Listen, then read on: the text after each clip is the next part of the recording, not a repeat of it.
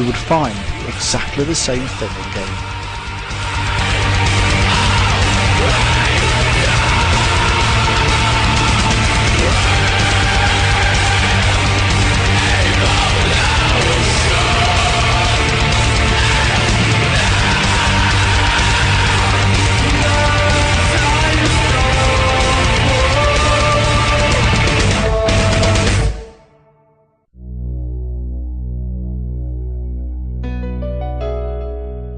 Well, what does this show?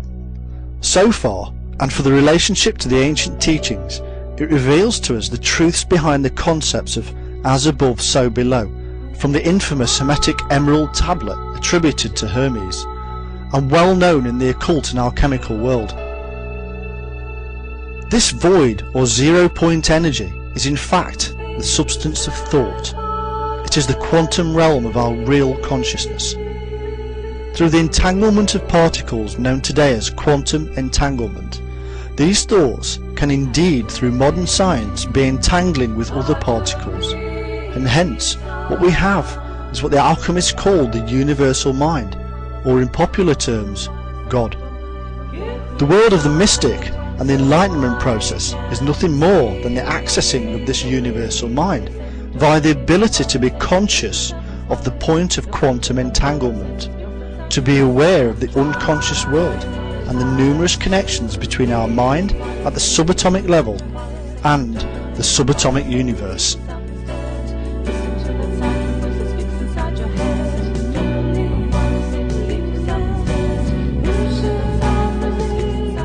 The methods employed by the adept would heighten the state of awareness of this quantum world internally, and due to the very nature of the process, the mystic comes back with visions which are on the one hand archetypal and on the other unusual.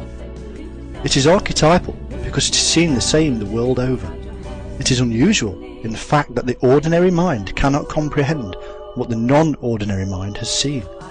What the mystic, whether Hindu, Muslim Sufi, Christian Gnostic or alchemist is revealing is the human interpretation of a very real and scientifically theoretical quantum world of the unconscious.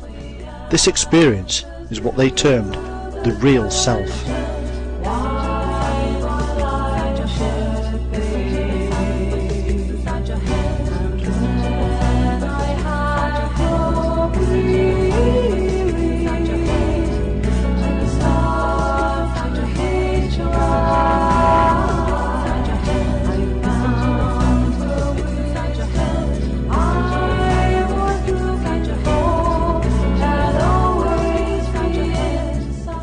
The experience of our own self-consciousness remains a universal constant, just as the ancients believed Christ is all and in all. The truth is that the shaman who led the process were finding ways to higher consciousness, to be closer to their gods. This knowledge was passed on to the tribe where required, through visual arts and in practical healing techniques. All the things that man has seen through this process are therefore nothing but an illusion created only within the brain.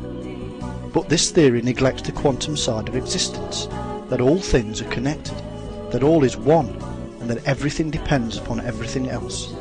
So too does our mind depend upon the universal mind.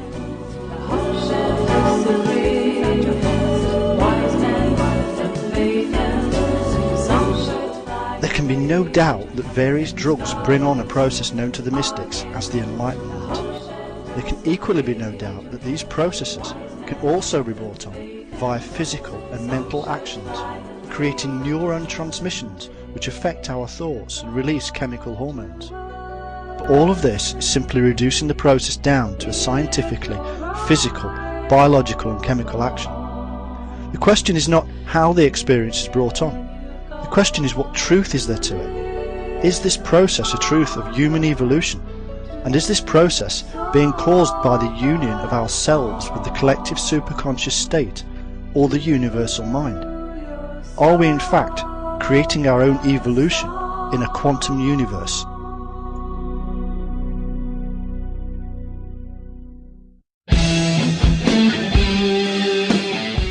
What the evidence does show is that subjects do experience a great light or shining, just as the ancients have stated on numerous occasions and we now know to be part of the true enlightenment experience.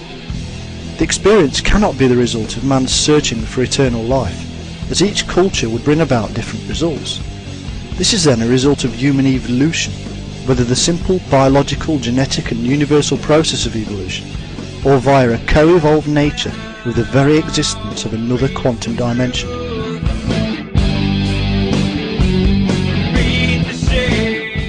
This would explain the serpent image, which has been seen both as the double helix of DNA and as energy waves. Either way, the wavy line, physically manifested on this level of existence as the snake, is a universal image underlying the very basic levels of existence itself.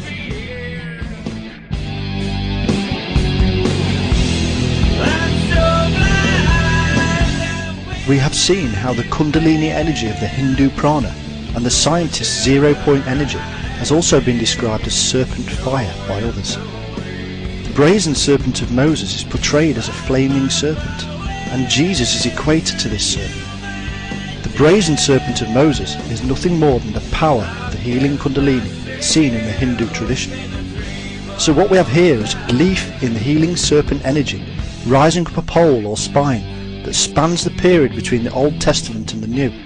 But more than that, this serpent healer is there right at the start too, in Genesis.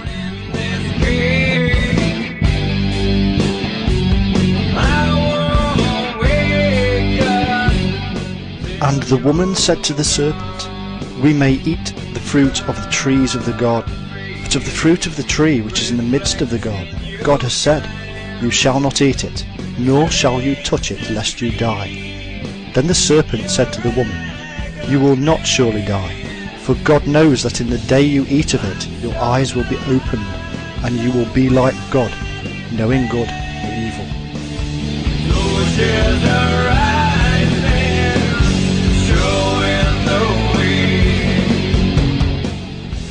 So eating the fruits of the tree which is in the midst of the garden, which can only be the tree of knowledge of good and evil, or the tree of life, will make you like God. That is, it will aid you to realise your own true potential, to realise the God within. This is simply because you'll be eating something that is inside yourself. The world denies us this element of ourself. Our own desires and greedy nature denies us ourself. Ancients tell us in all good faith to eradicate those desires, deny the world its power over us, and to truly find out what lays within. We've either been misled or forgotten how to read the truth.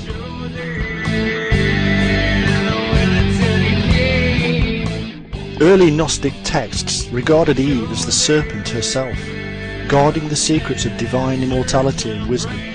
They taught that the Hebrews had regarded Eve with jealousy and stole the creation of mankind from the serpent and attributed it to Yahweh. How right they were, and yet they were called heretics for their statements. At other points in tradition, the Eve myth takes on masculine edge when she is married to Ophion, Helios, or the Agatha demon, all great serpent deities, and all showing clearly that the fables of Genesis are based upon a serpent cult and the union of the serpentine energies we know as the Kundalini in Hindu tradition.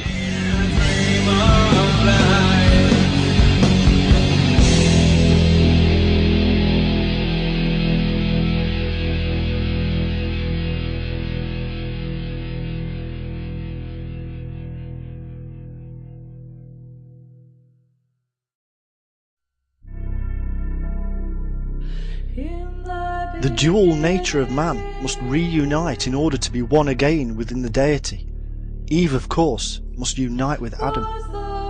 In the old Akkad tongue, Ad signifies a father, and the mythical personages with whom Adam is most allied, such as Seth or Saturn or Thoth and others, were serpent deities.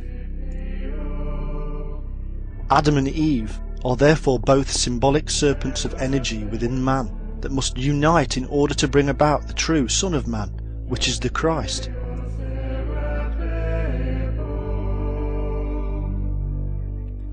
Christianity, or more to the point Gnostic Christianity, early on developed this ancient system until the concept of the Holy Trinity was finally written down. This is the Father, which is the male principle, the Mother, the female principle, and the Son of Man, which is the ultimate result of a perfect union. This is why Jesus is God and also the Son of God, because he is the result of the reuniting of the elements of division of the one God.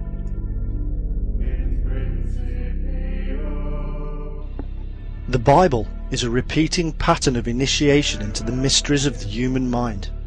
It is a tool to teach us about ourselves, and is, according to most scholarly sources, an accumulation of other wisdom and religious literature from Mesopotamia, Egypt, Persia and elsewhere. It is to some of these other sources that we must now turn to see if the same repeating pattern of psychological and philosophical teaching is to be found. Similar beliefs are shared with the sacred Jewish Torah, the priestly code to be found in the Pentateuch, and said to have been given to Moses by God. This written Torah was said to have passed through the oral Torah first, emerging from darkness. Kabbalists of the 13th century wrote down their understanding of this inner divine in a book we know as the Zohar. The word means radiance, and this is due to the divine light which is the Torah reflected in the mysteries of the Zohar. The literal meaning that people see in the Zohar is darkness. Only by seeing the hidden mystical interpretation will we make a new reading of the Zohar more exciting and revelatory.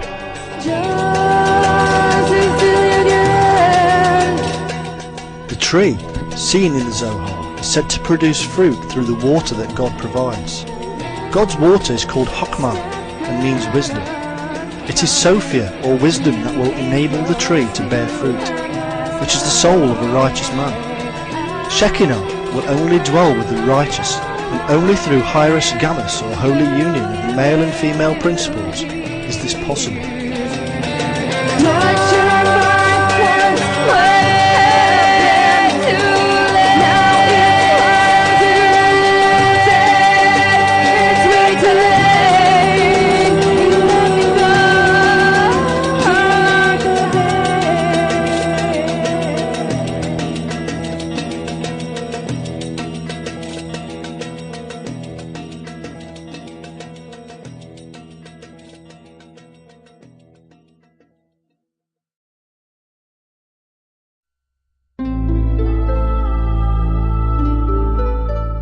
The ancient goddess Sophia, who gave her name to the great mosque of Istanbul, is this aspect of wisdom. The female principle is seen on many levels as that of wisdom, and it is symbolized often with water. This is the reason that Mary is often seen on a boat or as a boat, she being the mistress of wisdom and her name meaning water.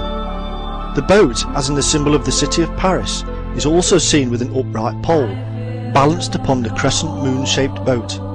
This is the moon aspect of the goddess, the negative or feminine principle. And the pole is originally the tree of Asherah, as we shall see, and who is truly an ancient version of our modern Sophia. It is also the male principle and reveals the divine union.